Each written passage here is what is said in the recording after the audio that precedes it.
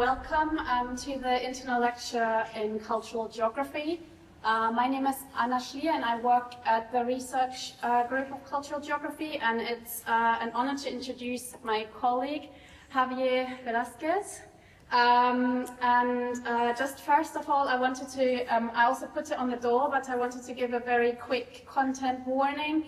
There will be images that can be seen as distressing because they'll show injuries. I think it's almost impossible to talk about weapons and not show at least some images. We only, or you said you only selected very few images, but I just wanted to say this at the start. Also, I wanted to say that Javier is not a geographer. And it might be surprising to some of you why he's here today to talk to us. But in actual fact, he works in the area of criminology, very broadly defined. But the topic that he's going to talk about today is a very geographical topic, and I think it's of interest to a lot of people working in different areas of geography as well. I don't want to say too much because I think we'll discuss it later and we hear it in the talk. I just wanted to say this. I also wanted to introduce Javier. He is a lawyer by training, and he used to work for the Chilean Prosecution Service, specializing in criminal offenses like murder and sexual offenses, so very serious crimes. He has a master's in criminal law, but then went on to do a PhD in criminology at the University of Glasgow in Scotland, which is where we met actually. And he's now a lecturer at the University of La Frontera in Temuco in Chile. But he's also a member of the Human Rights Center and part of the network of experts of the Omega Research Foundation. Just as a very brief introduction, I'm sure you will say more, but yeah, it's an honor to have you here, and it's quite special. Javier is very busy. He's been traveling a lot, so it's really nice to be able to have him here and hear about the research. So thank you very much. Hello. Hello. All right. I'm going to apologize beforehand because I have a very weird accent because I carry out my PhD in Scotland. My partner is Scottish, so I have a Chilean Scottish accent. So if you don't understand something, please let me know. Also, I'm not a geographer, and actually a lot of what this research is about is a weird mix of my background as a research in the prosecution service. So unlike Germany, in Chile, the prosecution is involved in police investigation. So despite the fact that I was qualified as a lawyer, I also used to work with the police in forensic and preparing the cases, the murder cases. So a lot of my approach to the use of weapons is also mediated by the fact that I know some forensics and know some ballistics. I want to show you a video. Yes, not the whole video, but I think it's important to understand a wee bit how I get into this topic. Y abrió fuego, me llega un perdigón en el ojo, Carabineros me pesca del pelo y me arrastra hasta la camioneta. Se empezaron a burlar de mí, que iba a perder la vista, un ojo menos. El perdigón lo tengo aquí adentro. ¿Está adentro del ojo ahorita? ¿Con eso no iban a operar? ¿Tienes miedo? ¿Miedo que puedes perder el ojo? Pero yo sé que Dios me va a dejar igual a como yo estaba.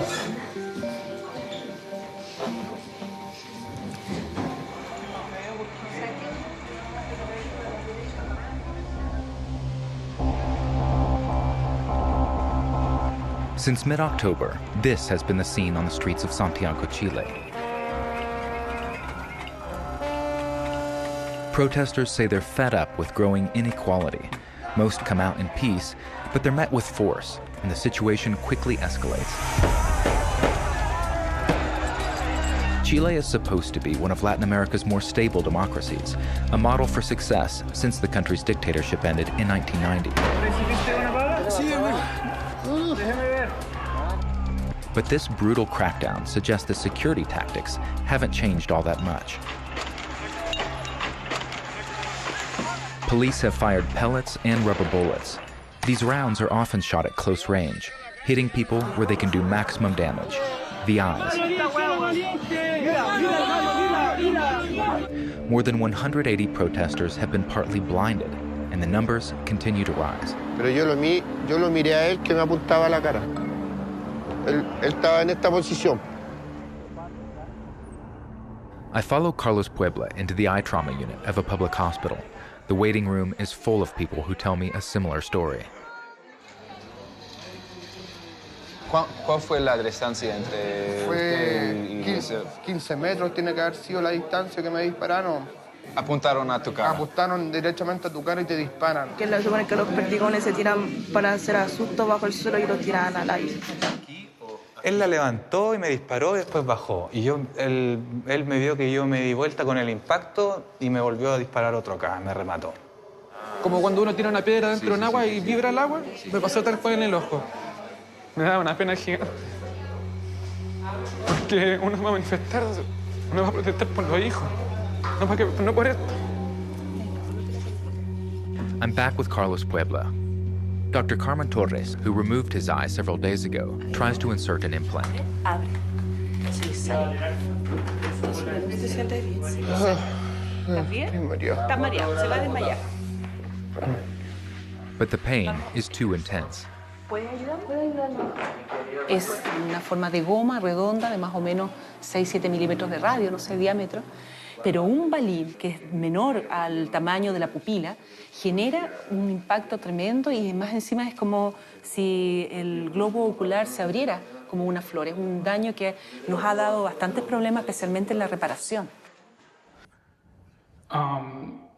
So I just arrived to Chile in 2019 and I started realizing that the police were using the rubber backshots against civilians.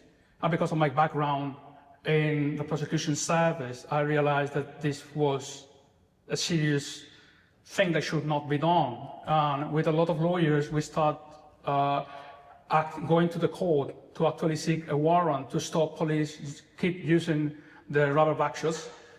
We managed to stop them in some jurisdiction. We did not manage to stop them in Santiago. And that's how I get into this topic, and I have been working on this area in the last 5 years. 2 weeks ago, I was invited to the office in the United Nations, or Crime and Drugs Office, to actually comment in in a handbook that I'm preparing for protesting. And what kept me surprising of all this time is that even people that have been working on thinking about how police should actually handle protests, peaceful assemblies, sometimes they don't know some basic facts about the weapons. And if you start looking to the trade of this kind of weapons, you are going to find that Europe has several countries in Europe produce a lot of the weapons that end in South America. And then there's a large market, and there's a large bulk of evidence that sometimes you will be able to find it, but then there is no dialogue. So this talk is an invitation to talk to, think about less lethal weapons and try to have an epistemic dialogue between the different kind of disciplines that you can come from. Because I get into this topic from what happened in Chile, but after in 2019 that happened in Chile, but then we have ocular trauma in Colombia a year later, and then last year in Peru. Also, I think you have heard of what happened in Portland in the US. And also, the Spanish police is continuously use pelotas de goma against migrants in the south of Spain. Flashballs are used widely in France. I have no knowledge what's happening here because I don't speak German, but you might know better how these weapons have been used in Germany. But then, if we start thinking globally, we can actually try to trace a discussion about how these weapons move around and how many of these weapons travels from country to country, and how this technology is being constantly perfectionated, or like improved, right, to try to make pain a useful tool for police. We're going to get into that.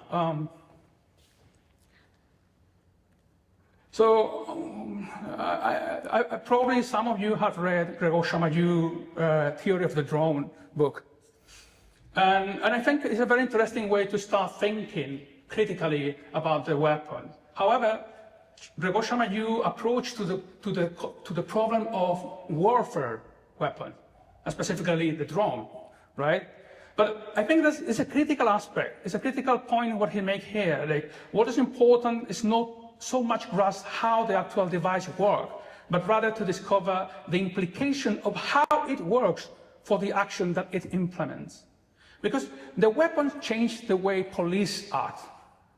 The way of police action, the way that they plan, the way that they are going to handle a protest, the way that they handle individuals, single individuals. Weapons allows them to do certain things and also restrict them to do others. Legally, of course, they cannot do whatever they want with certain weapons. However, we know that weapons change the way that both police and both the target acts. And that's an important aspect to have to bear in mind. But it's also we need to understand how the technical aspect of the weapons means for the wider discussion on how the government is handling peaceful assemblies. Particularly, if you look to the data, you can actually realize that the way that European police has dealt with protests particularly since the late part of the 90s, has become more violent. And at the same time, what is tolerated for peaceful assemblies is less and less. So in a certain way, you can see how different governments are trying to make peaceful assemblies toothless, right? That's an interesting aspect, because when you actually start forbidding certain ways of protesting, you are authorizing police to use violence for those protesters, despite the fact that it's a peaceful assembly. So this is also a legal aspect that actually enact the way that police use violence against people. And here's the most interesting aspect of it. Why we need to understand weapons technically? Because the government tells you that these weapons are less lethal, and because they are less lethal, they're humane weapons, and therefore you don't have to worry until you actually lose your eye. Some of these weapons can kill and have killed people. And this weapon is some of these weapons maim people. And also there's another discussion. So I work with Lucia Guerrero, which is a scholar of disability studies, because these weapons cause disability. And in different countries, having a disability is different. Like, I think in Germany you have a welfare state. In Chile we don't have a proper welfare state. So therefore, the fact that the state maim you also generates economical impact, because you have to pay for medicine. And also, you lose a way to actually do a lot of work. So, when Chamayou said we don't need to be a ballistics expert, but we need to try to understand which are the dynamics, which are the physics of these weapons, because we need to actually discuss what the implementation of these weapons does to the police. Basically, for example, these are a couple of images of technical aspects of weapons. I'm going to discuss further some of them. But also, there is a French economist, Paul Rocher, and he was the one, I was talking with him, and he was the one who suggested me to look to Gregor Chamayou. And so basically, I'm crediting him for this idea. I'm not sure if this book has been translated into German. I think it has been translated into German. But then again, the theoretical framework is the same. The invitation is we need to understand how weapons work, right? To understand the possibilities, the capacities, and the limitations, right? Because we cannot, I mean, this is a weird thing to say, but it's a very liberal 19th century thing to say, but we cannot trust government always, right? We need to be a bit more skeptical, particularly when it comes to the government telling us that the weapons that are being introduced are not harmful. So, for example, let's look to these images, right?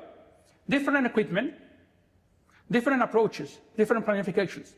So, you see in the upper part the line of policemen with shields and batons, right? And then next to it is a melee. Probably some of you play video games, like first-person shooters, right? You use different weapons, no? Have you ever played Doom or Quake? You know, there's a chainsaw sometimes, where when you use a chainsaw, you have to pursue the enemy to try to kill it. And then you can use a shotgun, right? And then, ballistic fact. Shotguns in video games doesn't work like shotgun works in real life because they have not ever been able to imitate in video games how shotgun works. I'm going to explain how shotgun works later, but fun fact. So what I'm trying to bring this topic is because when you have melee officers that are going to fight with the protesters, they don't behave in the same way as people that can shoot offenders. And also, on this part, he's shooting tear gas canisters. I'm not sure you have enjoyed tear gas. Some of you might be? Okay. And we're going to discuss that as an important part of the weapon.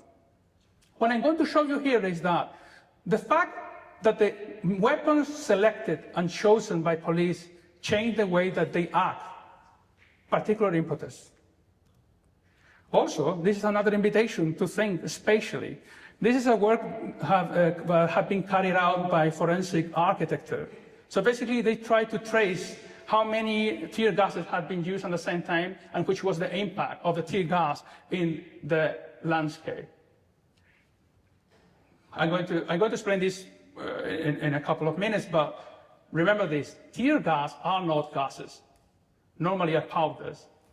And that's, for example, so when you actually throw a lot of tear gas in an area, you must do the contamination afterwards. And many governments do not decontaminate because the chemical agents lower itself to the ground. That makes sense?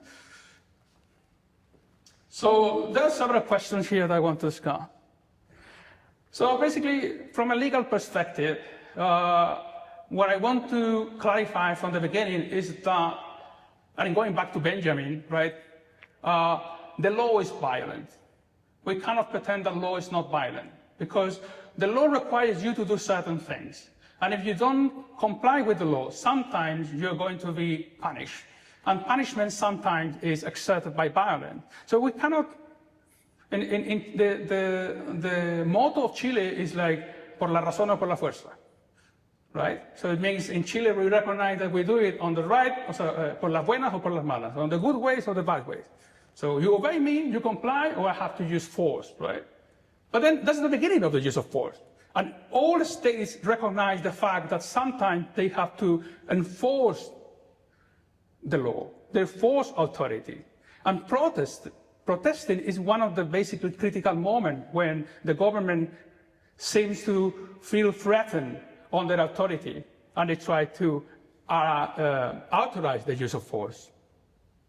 But then, of course, when you start using force against protesters, you start escalating. Because here is a problem, right? If you have a peaceful assembly that is disrupted, yeah? So how can a peaceful assembly be disrupted? If protesters go to a street, a main street, and they block the street, they're affecting the fundamental rights of people that are not protesting, right? They're not being violent, but they are disruptive, right? And if you think about the nature of protest, the nature of protest is to be a nuisance, right? The nature of protest is to be annoying because you want to be heard. But the nature of a disruptive peaceful assembly sometimes is basically to stop the mobility of certain people. But then if police start using violence, and the protesters do not consider that violence to be legitimate, they start fighting back. And we have seen this all over the place. But at the same time, here's a very interesting thing. Protesters, most of the time, has only rocks, and the state, and the police, has all the weapons. Because in South America, whenever we go to the Inter-American Commission on Human Rights to denounce that the government is violating human rights in protesters, for example, in the case of Peru, in the case of Colombia, in the case of Chile, what you found in the end is that the government said, yes, but this is rioters. They were violent. They were violent with rocks, right? So that's why we actually enact the use of chemical weapons and rubber batons. So how can we actually start moving apart of this conundrum? The government said we need to protect, we need safety, we need to protect public order, and that's why we use force. And protesters says, you know, I want you to the state to respect my right of peaceful assembly, right? Well, one way is actually discussing this. This is a very polemic book written by Jasmine Puar. She's a researcher in New York. She's a disability studies, and she started to look at how the Israeli government were using less lethal weapons against Palestinians. She, using Foucault and the critical disability studies, she proposed this idea. If a government knows that the weapon that they're using can maim, and the government thinks that these maiming weapons are legitimate weapons to be used against protesters, it means that the government is accepting the fact that they will maim people. So what that means? That we're shifting from a right to kill, right? So if you look for a lot of protesters during the late 19th century and early 20th century, a lot of government actually killed protesters.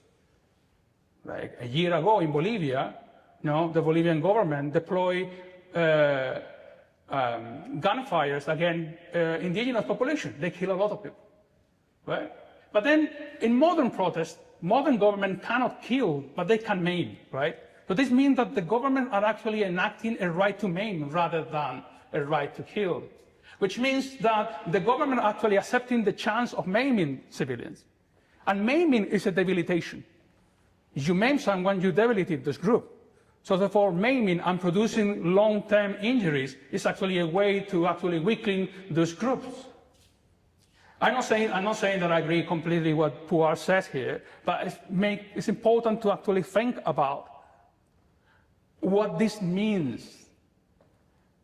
And on the hands of people like me that has been working on the human rights, and we have been working to try and make the government accountable for the human rights violations, we also face the problem that many of the evidence of the technical aspect of the weapons are not public.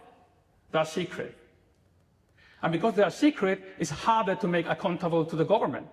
Because normally, when a police officer maim or kill a protester, the law says, okay, the individual police officer is going to be punished. However, because we don't discuss the weapons, well, maybe the police officer was using the weapon that was given to him. And if he used the weapon that was given to him, and he used the weapon in the way that the government told him and the law allowed him to use it, then who is accountable for that? The police officer or the government? Or the high command of the police? I'm currently working with one of the Chilean prosecutors that is investigating the responsibility of the high command of the chief police during the Chilean protest in 2019. The government doesn't want him to be prosecuted. And it's a left-wing government. And it's a left-wing government that actually came to power claiming that they were going to make him accountable.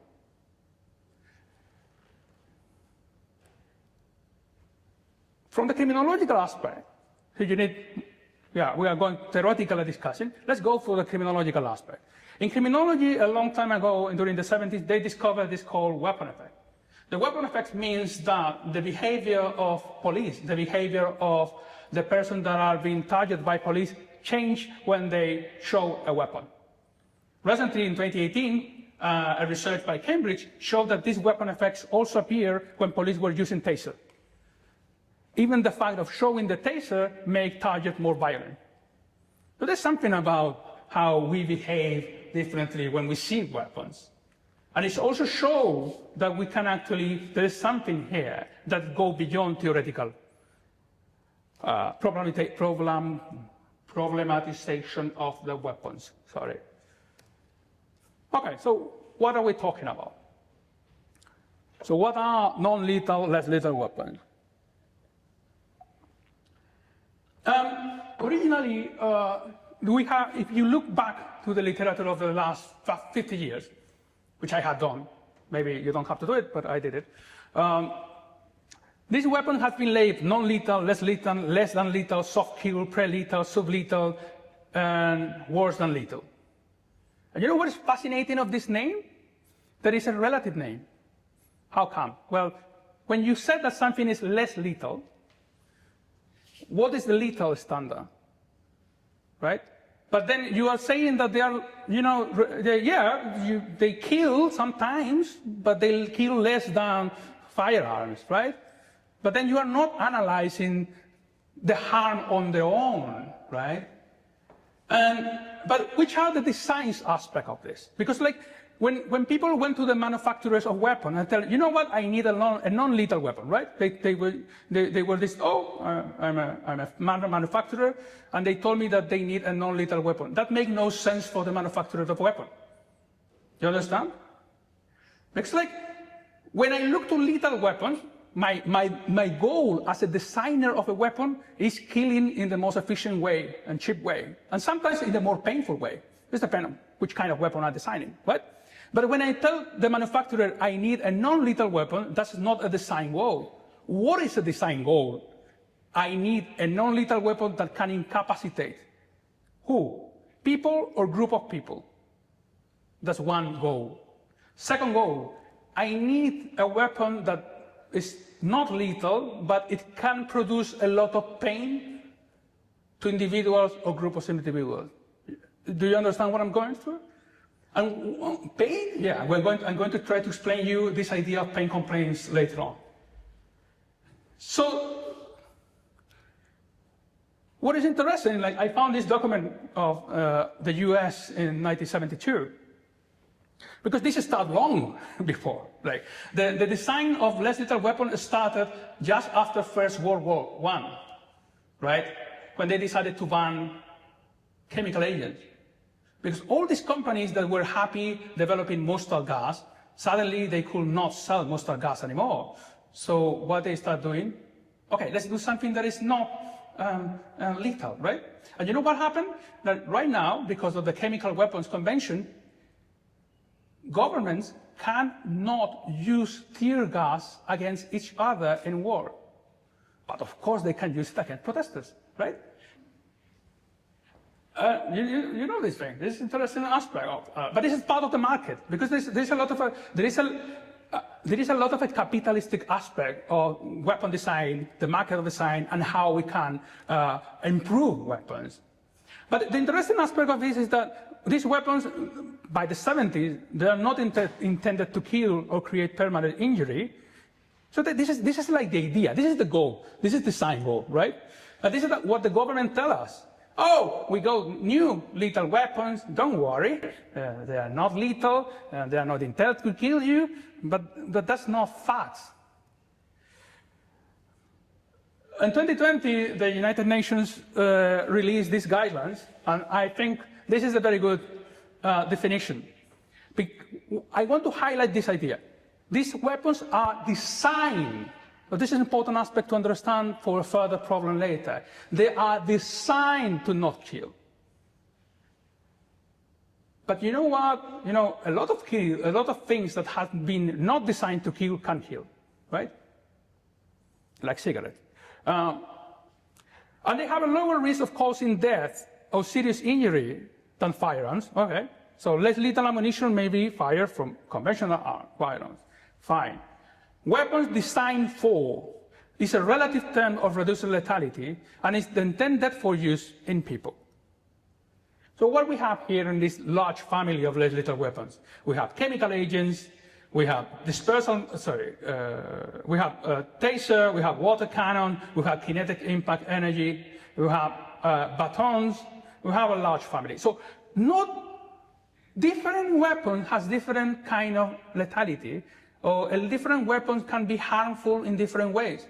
So therefore, when I said less lethal, I'm not saying anything, because I'm not making any assessment of the dangers of each tool for a very specific part of what they are going to be used.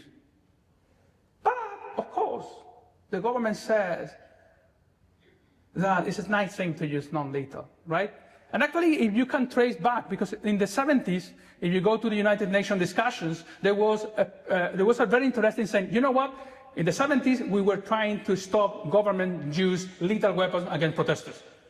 And because of that, the market of less lethal weapons started to improve, right, and grow, right? And insofar the weapon was labeled non-lethal, everything was right until they start using them and they kill people or maim people. And what is fascinating is that they have been doing this in the 50s in different parts of the world.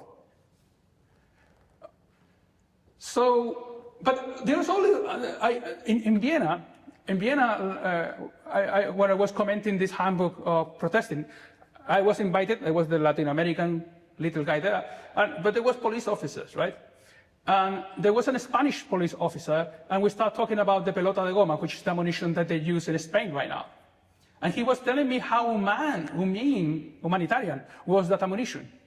Despite the fact that he knew and he recognized to me that it was a very inaccurate weapon. It's so inaccurate that the only way to shoot it safely is they have to shoot it to the ground in order that the ricochet will hit someone. But he said, don't worry, Senor Velázquez. We are always sure that all the people that is over there are enemies, right? They are offenders, right? We are sure that each one of the group of people there, right, they are offenders. So if the ricochet hit any of those one, there is no problem because all of them were criminals. And in my mind, I didn't say it, but I thought, yeah, but so that's the reason you use it against migrants, in the south of Spain, because there's a lot of report of this weapon being used against migrants that try to reach the coast of Spain. But yeah, that's the humanitarian pledge of it. Okay, so in terms of discussing design, there are two aspects of it: effectiveness and safety. With a lethal weapon, you don't need safety because you want to kill the person, right? With less lethal weapons, for design, you need safety because you don't want to kill the person. But then the problem is that if you cause a lot of pain, you might cause a serious injury, right? So there's a tension between effectiveness and safety. The more effective it is, the more pain it causes, the less safety it is, because it could actually produce a very important injury. The more safe it is, it's less effective for the police because it doesn't cause that much pain.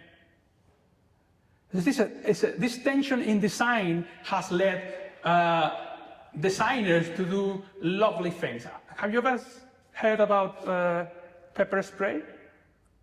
Okay, pepper spray, PAVA, or OC. OC was the original one, and then you have PAVA, right? PAVA is the laboratory engineer version of OC, which is pepper spray normally. You know what is lovely about OC and PAVA? Is that it's a weapon designed to produce pain. And it's very efficient on producing pain, right? And it's a lovely thing in terms of design because it's a weapon that is less harmful than OC, right, which is very common in the last decade. But I found interesting this idea of, okay, people sit down and said, how can actually we make this tool very painful?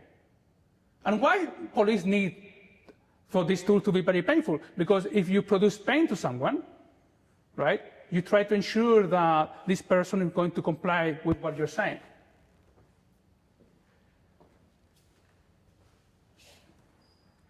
So design, let's discuss design. One design aim was incapacitation. Have you ever heard of the Moscow hostage crisis, chemical agent 2002? So there was a hostage situation in Moscow, right? And the police there, in order to actually go into the building, they released a chemical agent. Up to this day, there is no much data of the chemical agent they use. They successfully make everyone lose consciousness, but some of the hostages died because of what they've been used. Up to this day, there is no weapon that has been successful to actually incapacitate a group of people. I mean, sorry, I'm lying.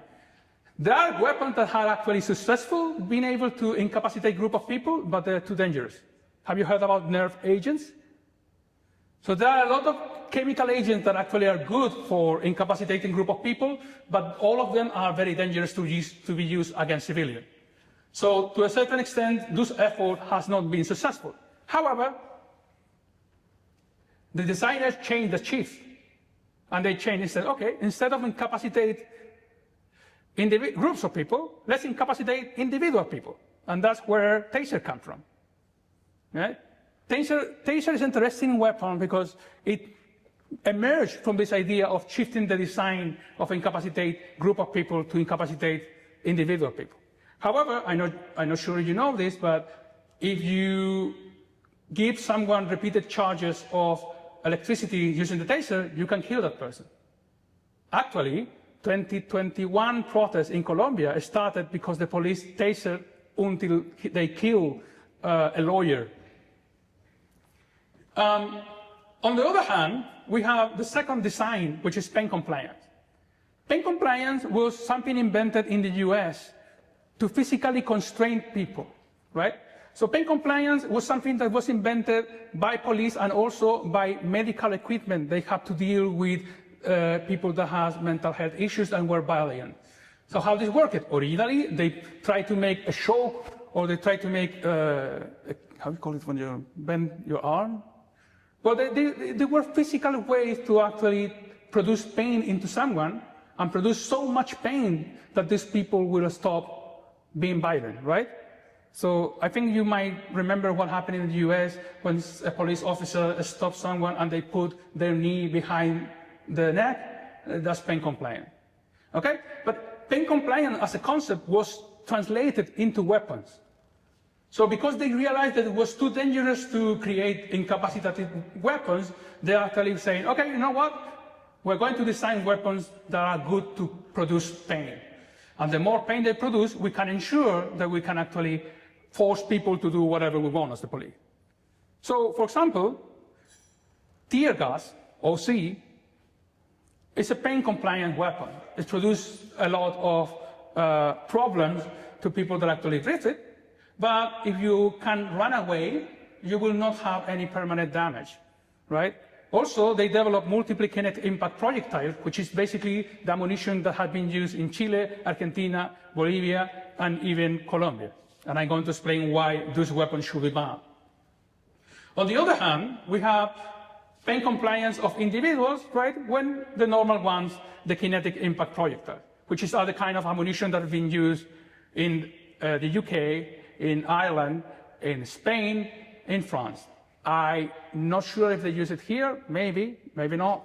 You might know better than I. So basically, the problem is that we have, this is the discussion on design, right? But sometimes design are not achieved. And despite the fact that design is not achieved, they still sell the weapon. But in reality, this discussion about safety of the weapon before you use it is one of the things we're failing to. And then here's the problem. This is the definition of torture from the Torture Convention, right?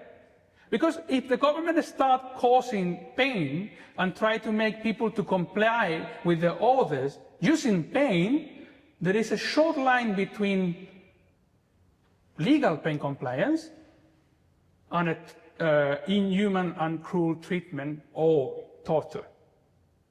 This might feel a legal aspect or a legal problem, but this is what is at stake. Because the government is actually saying, I am going to cause pain on you until you comply with my orders. But if you have a person with a mental disability problem, or you have someone that is high on very potent drugs, they might actually feel no pain, but their body will feel the pain, and then actually they might be killed.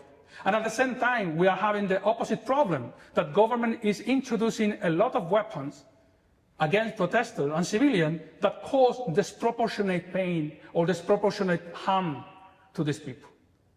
And we are not discussing this when we are discussing protests.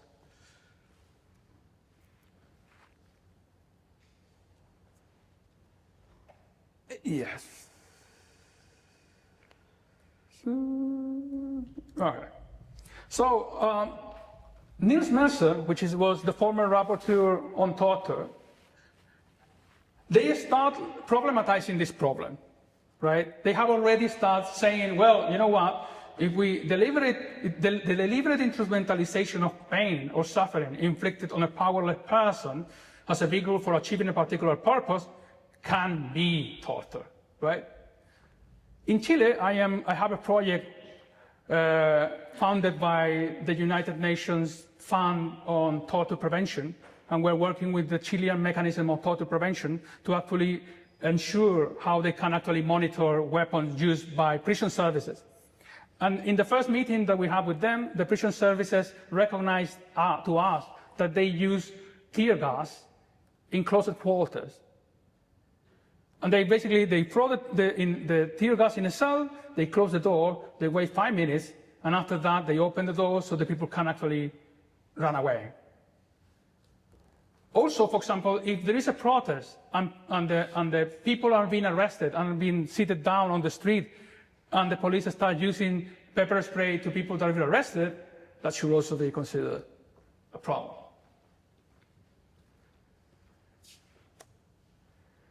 So, most of the time when we think about torture, we're thinking about people that are under the custody of the state. And normally that means that we think that people are being detained or imprisoned. However, right now, the understanding of custody is expanding. Wherever, for example, the government stops or arrests a lot of people for being protesting, they become people that are under the custody of the state. So therefore, these are settling the grounds for a discussion about torture. Last year, the current reporter on torture, she published a report stating which weapons should be banned and which weapons the government should actually have a higher standard to regulate them. So this is the first attempt on trying to suggest different states that some weapons should never be used and some weapons should actually be considered an instrument of torture. At the same time, this was an attempt to tell the government that some weapons that might not be an instrument of torture could become or can be used to torture people,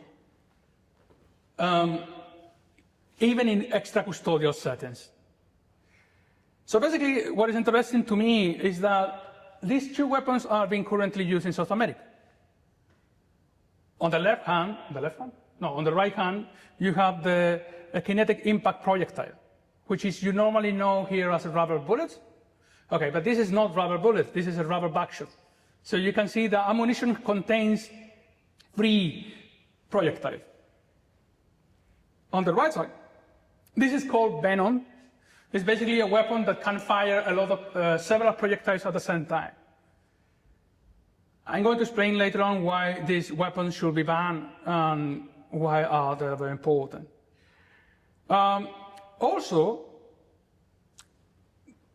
the rapporteur also brings attention to the idea that some chemical weapons, and particularly certain delivery mechanisms of these weapons, are indiscriminate, and therefore they can actually affect large amount of people.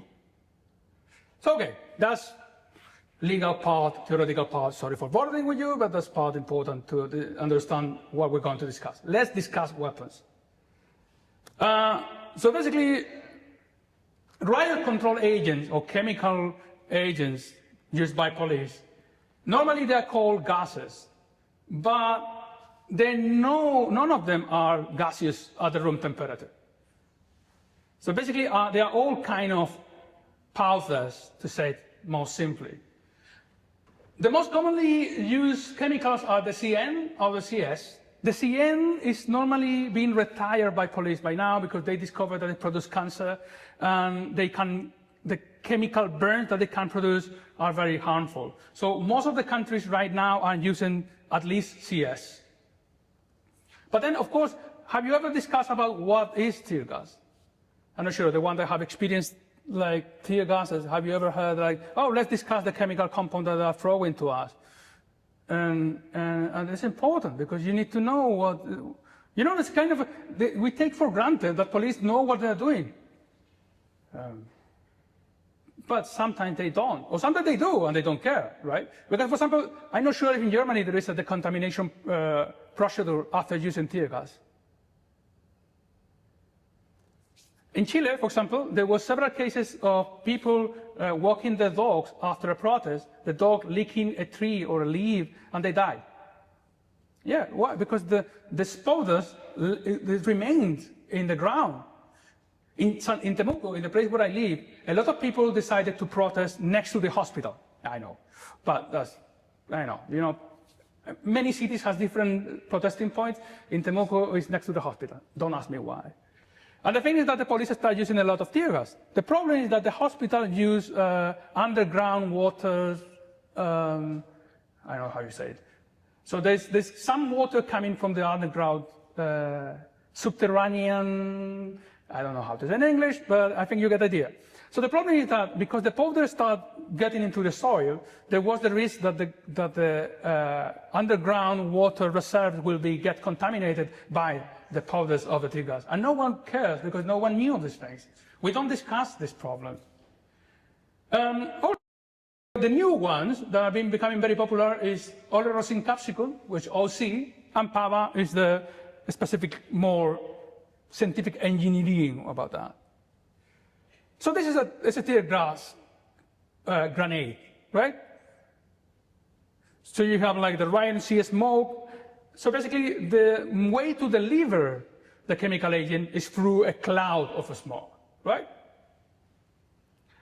But you can deliver in different ways. Liquid spray or mix it with water. And I'm not sure, I think, do you have water cannons in Germany? At least I know that water cannons are being sold to South American countries. I know that you manufacture a water cannon. So you know what the nice thing of water cannons? That water cannon has water and also OC. So you can actually shoot water to people, but also you can shoot water with OC to people. And the more OC you put into the water, the higher the chances that you can produce a chemical burn. You know this, I'm not sure if they use chemicals here, but the water cannon designed in Austria and in Germany that are being sold to Chile, they include this a possibility of putting OC into the water. And also that's the reason why we need to also start requesting police to use the contamination aspect.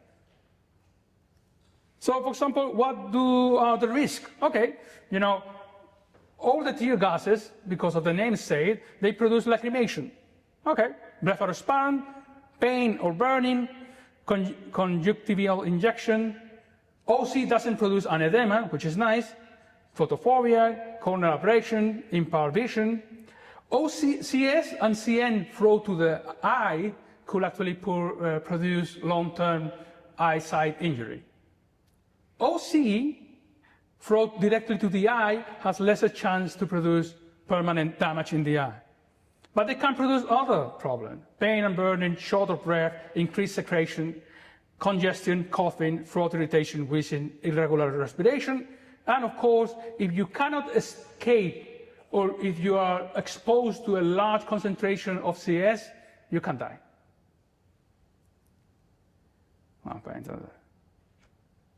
So there are a lot of data in terms of how much harm these weapons can produce. There's a very interesting paper by Hart et al. And they discuss a lot of different kind of injuries that have been reported. Because this is a very interesting aspect of what I want to tell you. A lot of what we know now about these weapons, we don't know because the government has actually revealed what they are. We know because a lot of medical papers have actually reported the injuries caused to protesters. So the only way that we can actually know which are the injuries caused by certain weapons right now is to read in medical reports. And in some countries, medics do not consider necessary to report the injuries they are seeing. Can you see where I'm going? It's like we depend on the medical knowledge to actually know which are the real risks of the weapons that have been used. And in some countries, the medics considered that protesters should suffer. In Chile, that happened. I talked with several victims of ocular trauma, and they told me that when they were seeking medical attention, the doctors told them that they deserve what they got. And it's an interesting thing because, again, pain compliance, you know, if you get maimed in a protest, you get what you got, right? And then how you can actually put that in a dialogue with the right to a peaceful assembly. So this is a Chilean launcher of chemical weapons. Fun fact. Oh, I'm not sure it's a fun fact. Trivia. Okay, you can actually go to a party and then bring all these trivia facts and be the soul of the party. I don't know how you say it. But trivia. This is a fire gun. How come? Yeah, it works. The same. The mechanism system of this is the same mechanism system of a fire gun. Right? So there is a small explosion inside of the weapon, and this explosion produces gases. These gases throw the canister away, right? So technically, it's a firearm.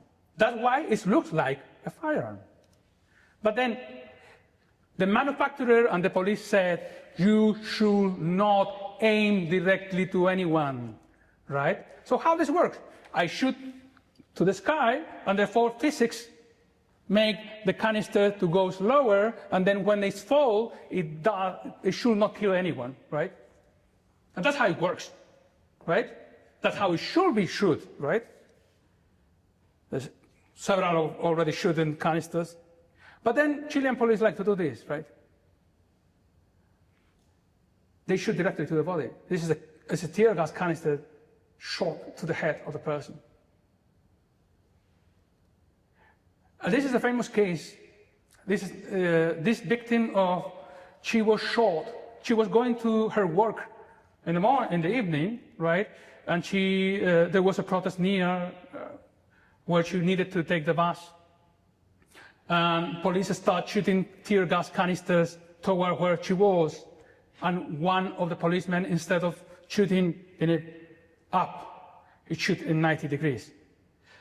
The canister hit her in the nose and it broke completely.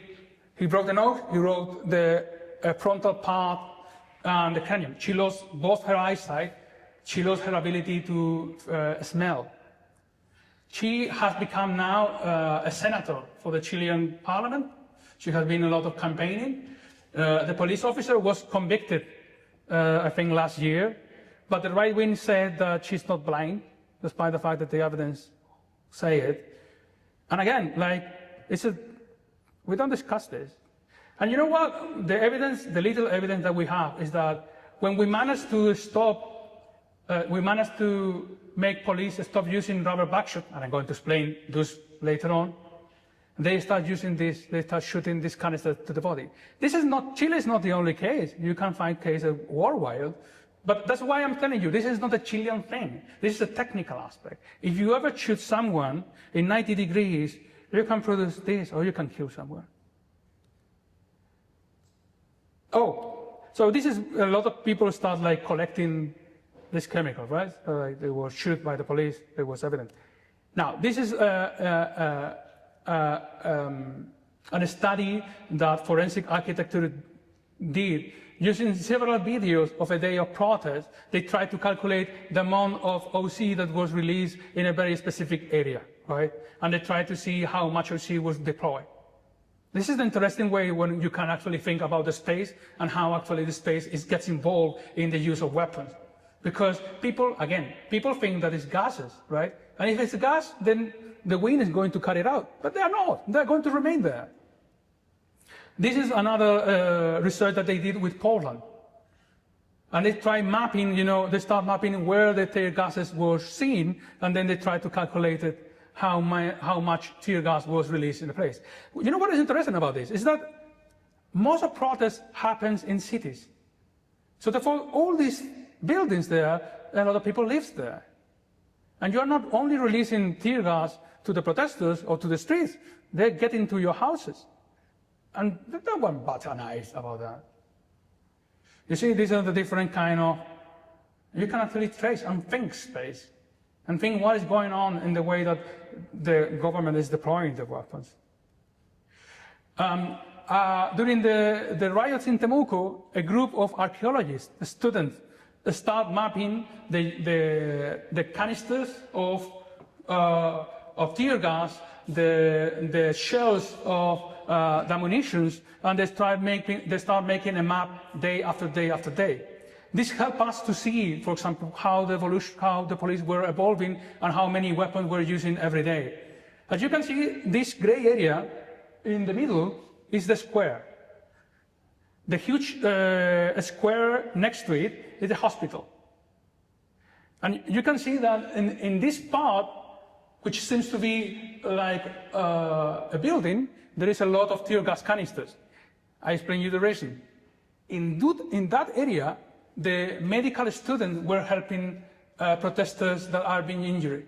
So what the police did was, like, when someone was brought injured and the medical student will be treated, police start throwing tear gas inside the university grounds because they could not get they were not allowed to get into the university grounds. So the way to react to people that were being injured was actually throwing tear gas inside. And it's an interesting way to use a space. It's a way to discuss a space because it shows us how the proportionality or not of the use of these weapons. And well, this is pepper spray. It's safer. Of course, you can see a Chilean police shooting a human rights observer directly in short distance, which should not. And 2 months ago in Argentina, the new security minister deployed this canister. This is not pepper spray. This is OC with CS. So this is not only designed to cause a lot of pain, in large quantities can produce chemical burn. And no one bats an eye because no one knows what they are.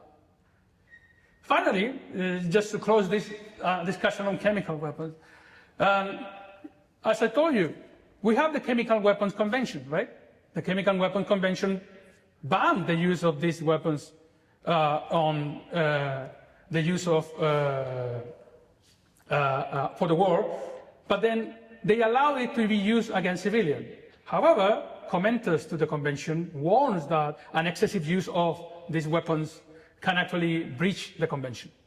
So if you are using too much tear gases and you're not allowing people to go away, you might be breaching the chemical convention. The problem is that the only way to activate the procedure of the Chemical Weapon Convention is that other states criticize the other state saying, oh, state A says state B is using too much tear gas. Do you think that any government will actually do that? So it doesn't happen. Anyway, I have been so slow. I'm going to be faster. I can actually give you the slides if you want later on. Anyway, so I want to show you that there is, concerning rubber vacuums, kinetic impact projectiles, we have a large family of them. And actually, if you start looking to the history of these weapons, you will find that these are the kind of first design. They were made of wood by the UK government, deployed in Hong Kong. Then they decided that the wooden one was too risky to use in Northern Ireland, so they started using in Northern Ireland, and they killed people with them. So there is a large amount of literature on Northern Ireland use of less lethal weapons for the 70s and the 80s. But you know what? The use of this ammunition in Northern Ireland in the 70s and 80s was the entrance door for several of European countries to start using these weapons during the 90s, particularly France and Spain. But then we also have a large amount of literature between Palestine and Israel. In the different intifadas, they start developing this weapon. This is a metal core covered with rubber. So they say, okay, let's make this less lethal weapon by having metal covered by rubber. Of course, there is a lot of report that this weapon killed a lot of people, despite the fact that the Israeli government was saying it's a less lethal weapon, they should not be kill people.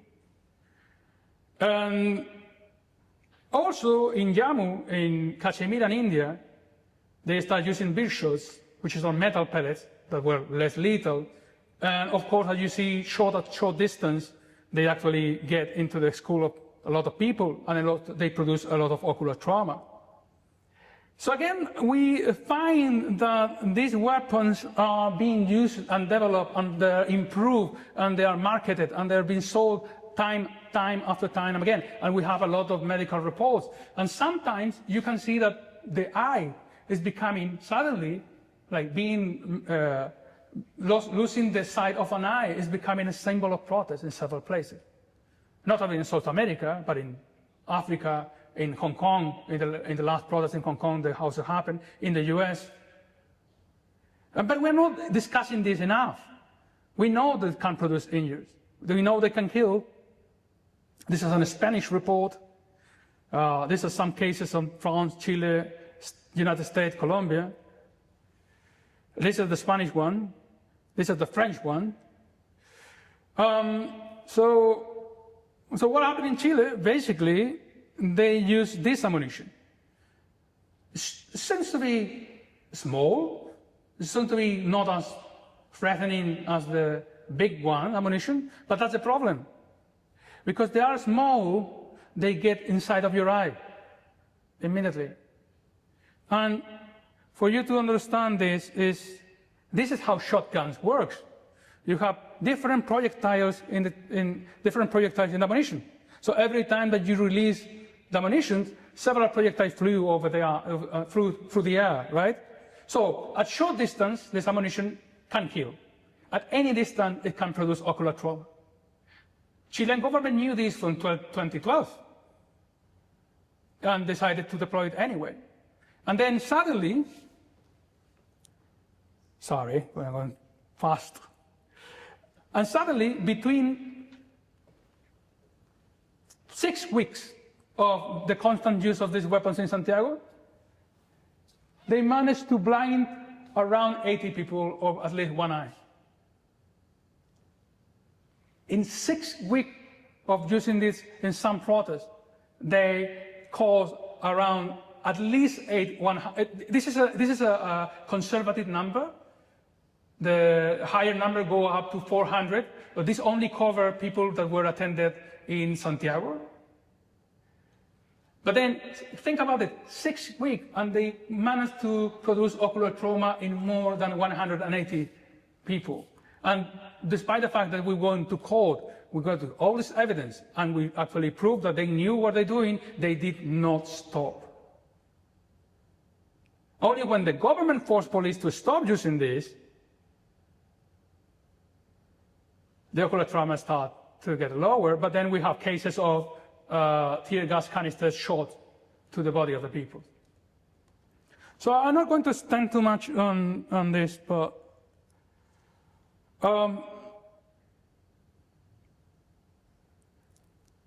yeah, I'm going to say that.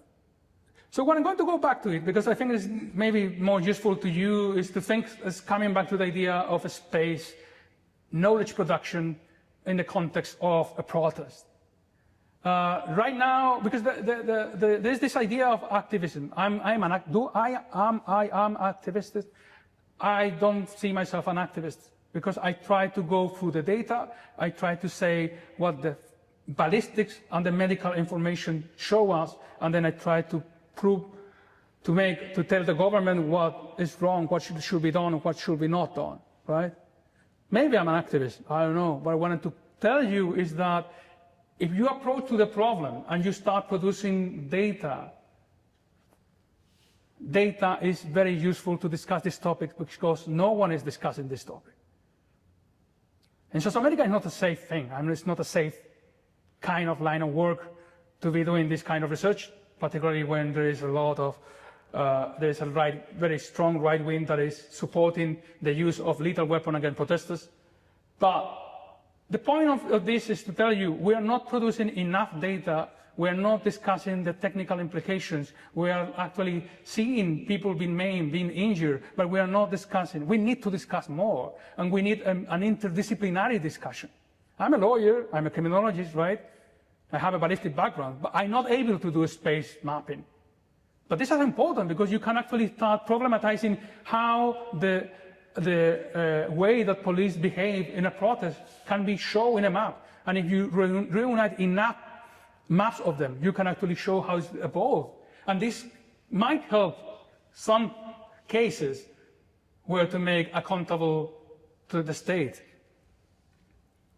Also, this is also a way that the archaeologists were working. They were like taking snaps of these are the shells of the rubber backshells.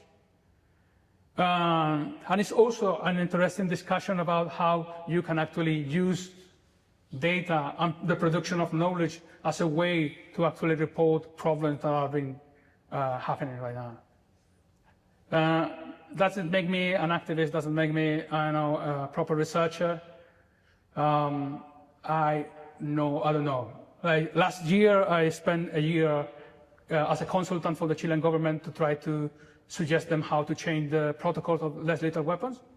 But we have not been able to ban the use of this kind of weapons by the Chilean government. I have not been able to convince them. And it's a very hard topic. Now, I don't want to keep. I'm going to shut up right now. If you ever have any questions, we can discuss. But last fall for discussions, what can we learn from recent human rights violations? Can we actually learn of a geography of ocular trauma, for example? As I told you, if you go to the data, you go to Google Scholar, you go to ocular trauma caused by the state, you will find papers from Northern Ireland, papers from Israel, papers from Colombia, papers from Spain. You will find that you can actually trace a fragmentary, travel, a fragmentary chief, a fragmentary violence that is repeating itself.